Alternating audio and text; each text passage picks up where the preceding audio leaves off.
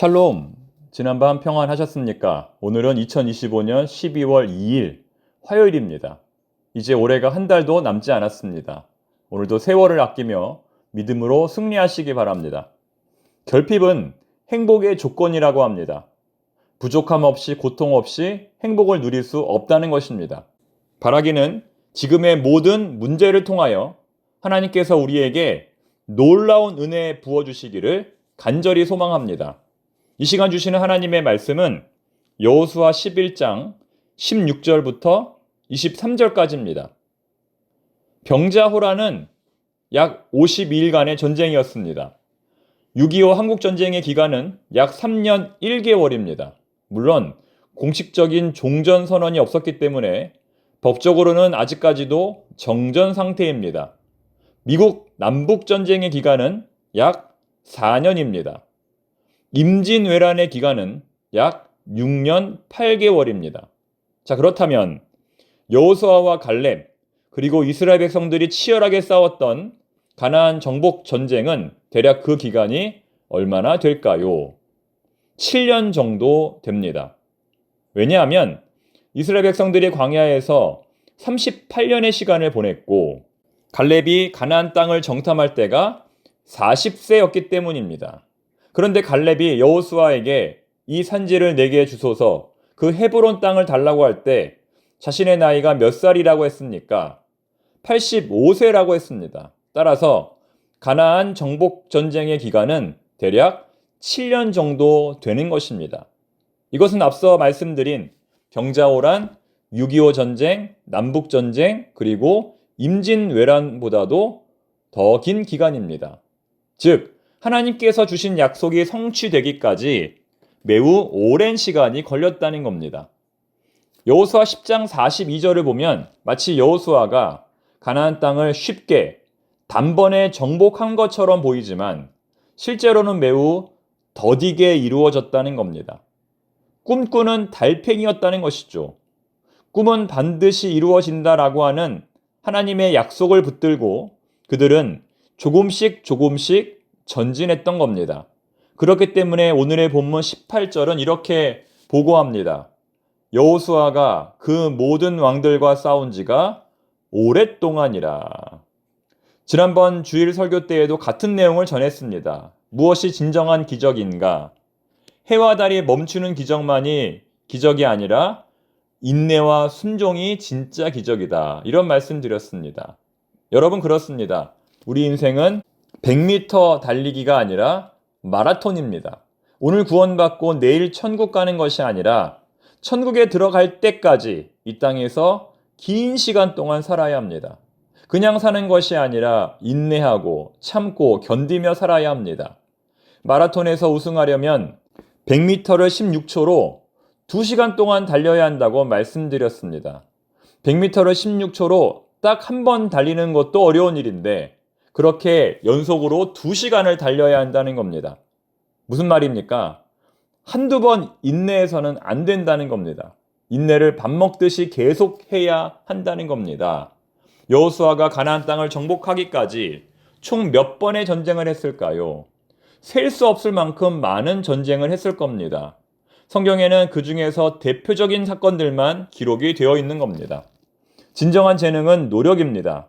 안 돼도 포기하지 않고 계속 노력할 수 있는 것이 진짜 재능입니다. 하다 보면 어느 순간에 되는 것이죠. 인생은 마라톤임을 기억하고 문제 앞에서 포기하지 말고 끝까지 인내할 수 있는 우리 모두가 되기를 바랍니다. 어떤 사람이 승리하는 사람일까요? 인내하는 사람이 승리하는 사람입니다. 또한 오늘 우리가 본문에서 살펴보아야 할 말씀은 하나님의 주권과 깊이 연관되어 있습니다. 19절, 20절 말씀입니다. 먼저 읽어보겠습니다. 기브온 주민 히비 족속 외에는 이스라엘 자손과 화친한 성읍이 하나도 없고 이스라엘 자손이 싸워서 다 점령하였으니 그들의 마음이 완악하여 이스라엘을 대적하여 싸우러 온 것은 여호와께서 그리하게 하신 것이라. 그들을 진멸하여 바치게 하여 은혜를 입지 못하게 하시고 여호와께서 모세에게 명령하신 대로 그들을 멸하려 하심이었더라. 무슨 뜻일까요? 사람의 마음을 움직이시는 분은 하나님이시라는 겁니다. 그들의 마음이 완악하여. 기브온 족속이 겸손하게 항복한 것도 하나님께서 하신 일이고, 또 그 외에 다른 백성들이 마음이 완악하여 끝까지 항복하지 않은 것도 하나님께서 하신 일이라는 것입니다. 여기서 우리는 누구를 떠올릴 수 있을까요? 바로왕. 출애굽 사건 때 마음이 완악해져서 스스로 심판을 자초했던, 스스로 멸망을 자초했던 바로왕을 떠올릴 수 있습니다.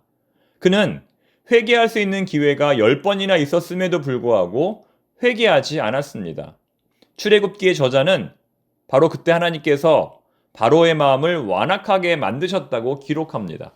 출애굽기 9장부터 11장 사이에 그러한 표현이 무려 4번씩이나 나옵니다. 여러분, 하나님께서 죄인들을 심판하시는 방법 중에 하나가 바로 그들의 마음을 완악하게 만드는 것입니다. 왜 하나님은 저 북한의 김정은을 그냥 내버려 두시는 걸까요? 저 김정은 때문에 얼마나 많은 사람들이 현재 고통을 당하고 있습니까? 또한 이단 종교 사이비 교주들, 정명석, 이만희, 장길자 같은 악한 사람들을 왜 하나님은 내버려 두시는 걸까요? 지금의 모습 그대로 내버려 두시는 것 자체가 바로 하나님의 심판이라는 겁니다.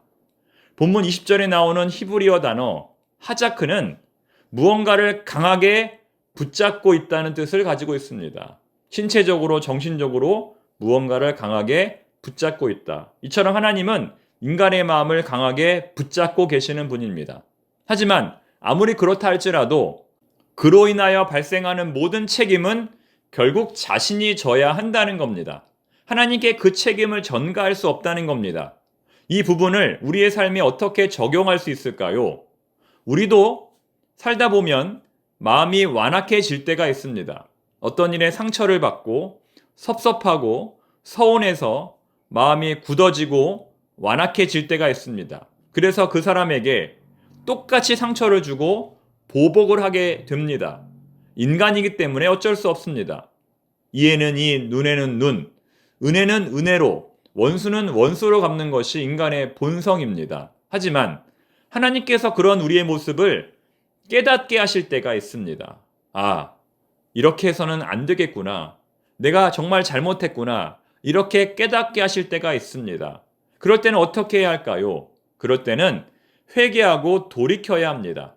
이제라도 늦지 않았으니 사과하고 용서해야 합니다. 그러나 그것을 알면서도 끝까지 회개하지 않고 돌이키지 않고 계속해서 완악한 태도를 보인다면 결과는 스스로 져야 합니다.